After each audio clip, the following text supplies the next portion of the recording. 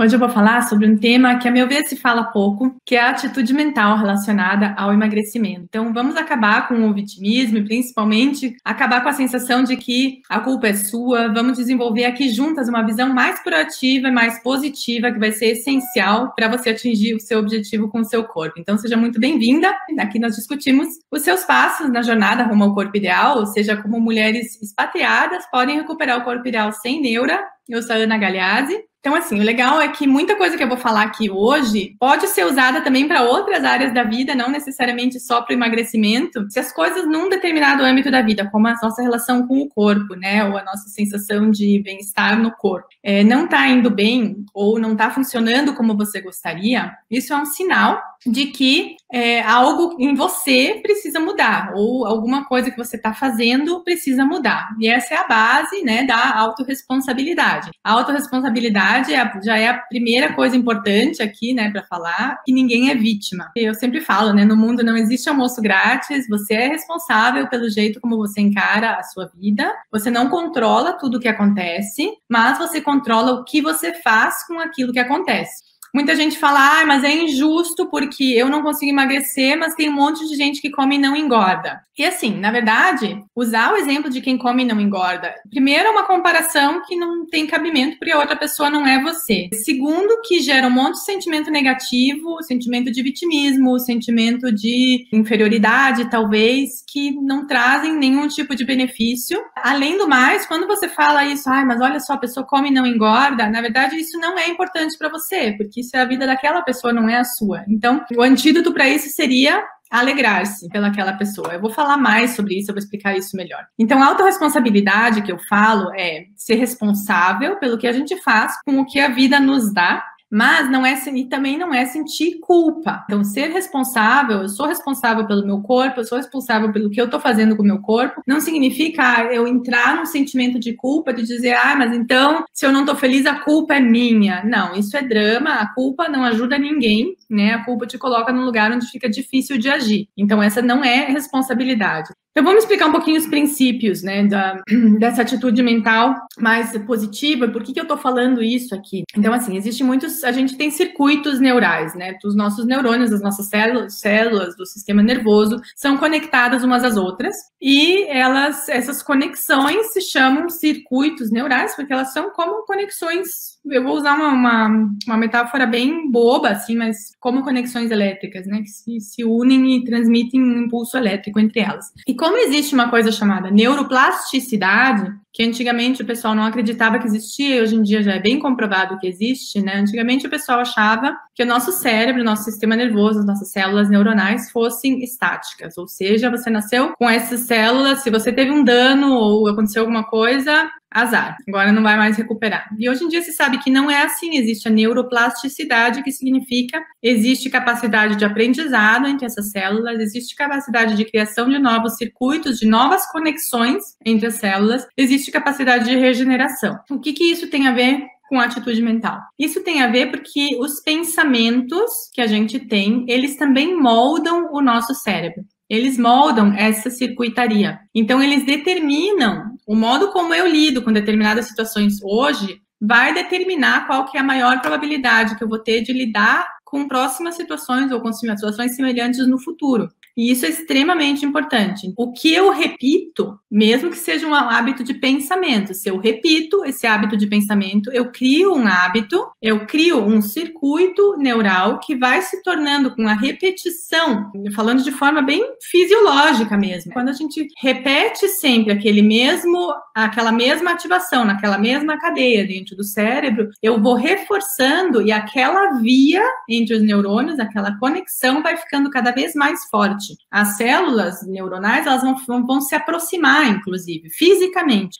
Elas têm um espaço entre elas, se chama sinapse, né? Ela vai se tornar menor. É isso que é a base do aprendizado, né? Se a neuroplasticidade não existisse, a gente não seria capaz de aprender nada. Então, você pensa, por exemplo, quando você quer aprender uma nova língua, você quer aprender a tocar um instrumento. No início, você tem que ficar pensando, né? Eu vou querer tocar violão. Eu tenho que pensar em qual dedo que eu vou usar, como é que vai ser. E de tanto repetir, aquilo se torna automático, quer dizer, se criam esses circuitos no cérebro para que aquele estímulo vá de forma mais fluida. Isso é importante, a nossa atitude mental, ela altera fisicamente a nossa estrutura cerebral, e isso altera a nossa tendência a lidar com situações de uma determinada forma, tá? Isso é uma base para o que eu vou falar hoje. Então, assim, existe além disso, né, além da questão de neurônios, existe também a parte inconsciente nossa, a nossa interpretação inconsciente de frases negativas.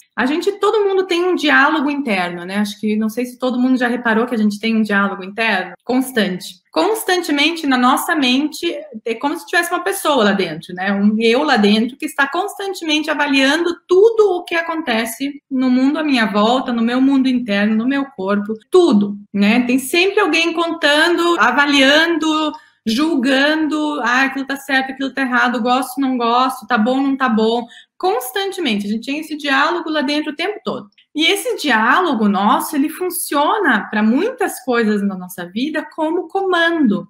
E esses comandos, eles tendem a determinar muitas coisas do nosso comportamento de forma inconsciente, porque a gente pensa que a gente tem controle de tudo, mas não é bem assim que funciona. E a gente acaba se comportando de uma forma que gere provas desse diálogo que está lá dizendo. Vou usar um exemplo. Por exemplo, eu digo assim: eu sou muito gulosa, eu não consigo largar os doces. E eu tenho isso como uma crença minha.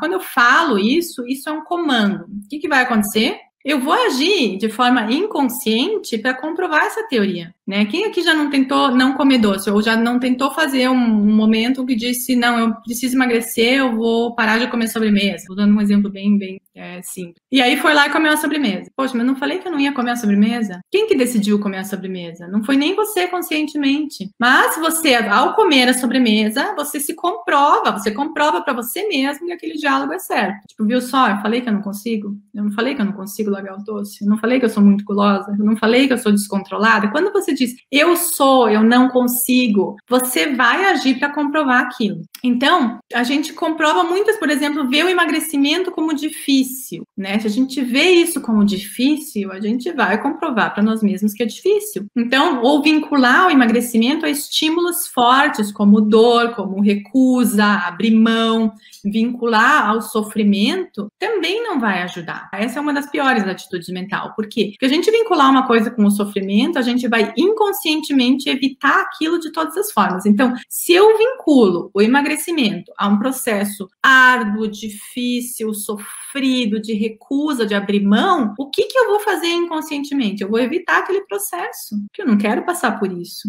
Mesmo que conscientemente é aquilo que eu quero. Então, por isso que a atitude mental é tão importante.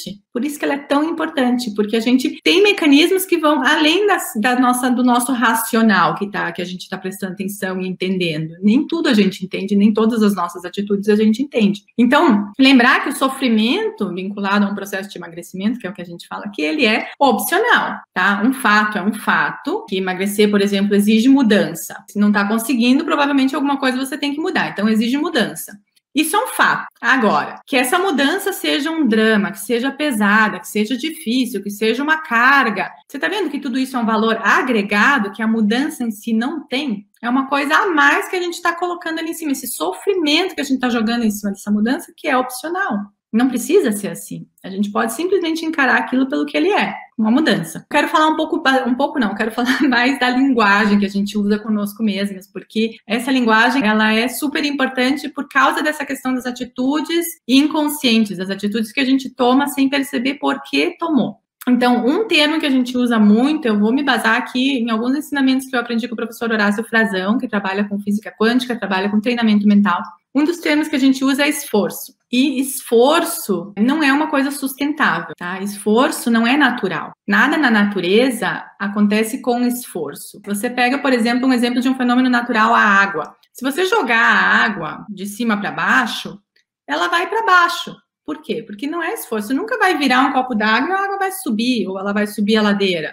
Não vai. Tudo na natureza procura a via de mínimo esforço, não de esforço, né? De contra-esforço, de fluido. O esforço não é natural e é por isso que ele não é sustentável. Então, como é que a gente pode substituir a visão de esforço de uma forma que funciona? A gente pode substituir por dedicação. Por quê? Porque a gente se dedica a algo que é positivo. A dedicação, ela está vinculada com um aspecto positivo. O esforço, não. Né? Quando você fala que alguém é esforçado, ai, nossa, mas ele é esforçado. O que isso quer dizer? Que ele não é bom naquilo que ele faz. Não é assim. Então, se você fala, nossa, a pessoa trabalha bem, ela é super dedicada, não é diferente? É diferente. Então, tirar o esforço, eu não vou me esforçar, eu vou me dedicar. Eu quero emagrecer, eu não preciso me esforçar para emagrecer, eu preciso me dedicar ao meu cuidado.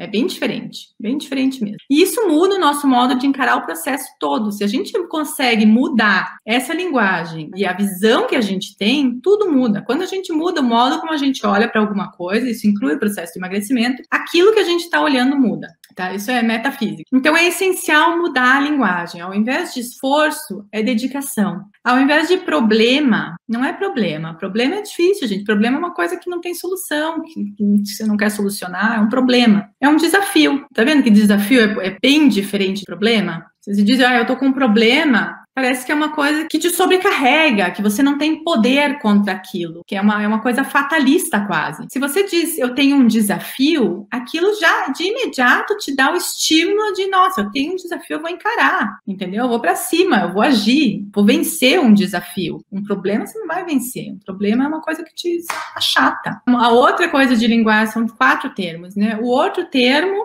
é trocar tentar por experimentar. Porque quando eu digo, e isso eu tenho me policiado bastante com essa linguagem para mudar. Quando eu digo eu vou tentar fazer uma coisa, já tem implicitamente, assim, tá implícito no sentido do tentar que eu não vou conseguir. Porque se você diz que você vai fazer uma coisa, eu digo, por exemplo, amanhã eu vou trabalhar de bicicleta, né? Quem acompanha os meus stories, eu tô falando dessa história da bicicleta agora. Finalmente o tempo tá bom, então amanhã eu vou trabalhar de bicicleta. Eu não vou dizer eu vou tentar ir trabalhar de bicicleta, porque tentar já tá implícito que provavelmente eu não vou conseguir. Então não é tentar, eu vou experimentar ou eu vou fazer, sem outro termo no meio. Eu vou fazer isso, não eu vou tentar fazer isso. Eu vou tentar emagrecer. Você já tá derrotado antes de começar, entendeu? Então, eu vou experimentar, porque experimentar é um outro sentido. Experimentar já traz na palavra o sentido de fazer experiência de. Eu vou fazer experiência de emagrecer. Significa que você vai fazer experiência, você vai viver isso. É muito diferente de eu vou tentar, né? Quando você pede para alguém fazer alguma coisa para você, a pessoa diz eu vou tentar, que reação você tem? Você não acredita muito que aquilo vai acontecer, na verdade. Então faz bastante diferença. E a última são 4, né, de linguagem, a última é do querer, tá? E isso é difícil a gente sempre ver o querer como uma coisa positiva, né? Eu quero tal coisa, eu quero fazer isso, eu quero. Mas o quero também perpetua uma visão que não é muito positiva, não. Porque o quero, você coloca aquilo à distância. Você coloca aquilo quase como inalcançável no eu quero. Então, você, em vez de dizer eu quero, eu posso, né? Não é eu quero emagrecer, eu posso emagrecer. Não é eu quero ter um corpo ideal, eu posso. Que pode. O que te impede? Você pode, né? O que tá te impedindo? Então, esse querer é como se tivesse um impedimento. Então, essas 4 linguagens a gente precisa trocar. O esforço pela dedicação, o problema pelo desafio, o tentar pelo experimentar e o querer pelo poder. Então, assim, isso não é só questão de pensamento positivo, tá? Não é, mas eu vou fazer pensamento positivo, não é isso. Isso tudo não é só psicológico. É claro que tem um efeito psicológico muito importante, mas isso é uma questão neurocientífica mesmo. Tá? Não é só uma coisa que eu estou falando no sentido de esse pensamento positivo. Não, é uma coisa científica mesmo. O tipo de linguagem que a gente utiliza muda a reação neural que fisiologicamente acontece. Isso muda o tipo de neurotransmissor que vai ser liberado mesmo no nosso cérebro, e isso muda a nossa fisiologia, inclusive o nosso metabolismo. É tudo vinculado. Nosso corpo, hoje em dia, a gente tem muito mais conhecimento, né, que é neuroimuno-humoral, que tudo os nossos sistemas hormonais, o nosso sistema imunológico, todo o nosso sistema nervoso é vinculado. Então, o nosso funcionamento metabólico depende também do nosso funcionamento do sistema nervoso, depende dos nossos pensamentos. A gente não pode separar uma coisa da outra e achar que uma coisa não influencia em nada. Isso não é verdade. O nosso corpo, ele é intimamente interconectado entre todos os seus sistemas funcionais. A gente estuda na medicina, infelizmente, ainda tudo separado, né? O sistema imune, o sistema endócrino hormonal, o sistema digestivo. Mas, na verdade, uma coisa influencia a outra, não existe uma coisa separada. E então, essa nossa comunicação interna, que determina muito, por quê? Porque ela determina muito de como a gente se sente, de como a gente experimenta, né, a vida, as coisas, as situações. E isso tem uma influência neural direta, que tem uma influência hormonal direta também. Então, é bem importante a gente ter isso em mente. Muita gente acha que tem azar, ou muitas não sabem por que age de uma forma contrária ao que quer agir, como eu usei o exemplo da sobremesa, né? Eu não vou mais comer sobremesa. Aí vai lá e come a sobremesa, depois fica pensando, poxa, mas eu não falei, tá vendo como eu não consigo? Eu não falei que eu não ia comer. Na verdade, por que faz o contrário, então? Porque muitas das nossas atitudes são tomadas de forma inconsciente. E essa linguagem que a gente tem determina muito das nossas ações. Então, a Ana Joaquina escreveu, uma coisa puxa a outra. Se a cabeça tá mal, já como mal. É isso, é bem comum, isso é bem comum, isso é extremamente comum. Infelizmente se fala pouco, né? A gente joga, infelizmente, no jeito como é a medicina e a nutrição tradicional, se joga muita culpa disso em cima das pessoas, o que não é bem justo, porque não ajuda ninguém, né? Jogar a culpa em cima das pessoas não ajuda as pessoas a mudarem aquilo que elas precisam mudar. A maioria das pessoas, quando eu falo de atitude mental, acha que eu estou dizendo para pensar e desejar uma coisa que aquilo que ela pensou vai acontecer, né? E não é isso que eu estou falando, tá bom? Eu não estou falando, vamos visualizar e a gente vai criar uma nova realidade, apesar de que, olhando de forma científica, isso é possível, mas não é bem assim que eu estou falando, não estou falando no sentido aqui dessa forma, né? Apesar de que isso não é de todo errado, mas não é bem assim que eu estou querendo dizer. O que eu estou dizendo é que essa é uma parte de todo o processo de emagrecimento, de mudança de estilo de vida, tão essencial quanto a alimentação mesmo, tão essencial quanto a todo o resto, tá? É uma parte realmente extremamente importante. Ficar fazendo pensamento positivo ou desejando muito uma coisa sem dar nenhum passo prático é um erro, tá? Então, assim, a ação é a gente agir, né, a partir do momento que a gente viu o que a gente almeja, o que a gente pode, tá vendo? Não o que a gente quer, o que a gente pode, já vamos mudar a linguagem. A gente precisa agir, mesmo que seja um passo pequeno, mesmo que seja, mas que seja um passo, porque a ação, ela é essencial, é nela que tá a mágica de tudo. A gente precisa agir. Ficar falando, como seria bom se eu conseguisse, como seria bom se eu emagrecesse, seria tão bom se eu perdesse 10 quilos, não vai fazer nada acontecer. Então, assim, tomar responsabilidade, encarar que precisa de dedicação e tomar um passo. Que seja um passo pequeno, mas tomar um passo e saber, eu estou fazendo com consciência, estou fazendo esse pequeno passo em direção a tudo isso que eu posso fazer acontecer. E assim, tomar responsabilidade sem raiva, então sem agir de forma raivosa, de forma que tem muito disso também, né? Eu não aguento mais a minha barriga, eu não aguento mais. Isso é raiva. Tá? Isso não é legal, isso não vai te ajudar, entendeu? Agir por raiva ou por aversão não é uma atitude bacana, porque você não cuida bem daquilo que você tem raiva, entendeu? Você não vai cuidar daquilo que você tem aversão. Então, bem importante a gente tirar a raiva e agir com alegria, parar de reclamar, já falei isso semana passada, falo de novo, parar de reclamar, gente, é essencial para tudo na vida, para tudo, para a carreira, para o dinheiro, para o corpo, para tudo, tá? Não reclamar não resolve, e cultivar a gratidão. Uma coisa que é bem importante é a gente parar de reclamar, e outra coisa que é bem importante é parar de ter inveja. A inveja, assim, dos 7 pecados capitais. Há muito tempo atrás, eles lançaram livros no Brasil com 7 pecados capitais. Eu lembro que eu era estudante e eu li os livros, né? Eram bem legais os livros, são romances. Cada escritor famoso escreveu sobre um pecado capital. E o pecado capital, foram feitas pesquisas entre a população, o que as pessoas menos admitiram ter era a inveja. Então, as pessoas admitem que ficam iradas, elas admitem que elas têm gula, elas admitem a luxúria, elas admitem tudo, mas a inveja não. Se você quer emagrecer, né, que eu tô falando aqui sobre emagrecimento, e você associa pensamentos negativos, mesmo que não seja diretamente inveja, mas pensamentos negativos, quando você vê uma pessoa magra, em forma, feliz, fit, enfim, se tiver em mente algum pensamento crítico, negativo a respeito daquela pessoa, cuidado. Se você olha e diz, mas ela, sei lá, alguma outra coisa. Cuidado, muito cuidado com isso. Por quê? Porque se você associa pensamento negativo àquela pessoa que atingiu uma coisa que, na verdade, é o que você gostaria de atingir, ela tá com o seu corpo no lugar onde provavelmente você gostaria de estar, cuidado, porque inconscientemente você está vinculando esse aspecto negativo que está surgindo dentro de você, aquele resultado. E o seu inconsciente não vai te deixar nunca atingir um resultado que seja negativo assim. Então, muito cuidado com isso. Eu vou usar um exemplo aqui. Eu vejo no Instagram uma mulher muito bonita lá, de biquíni ou de roupa de ginástica, e eu olho e falo, mas é uma perua.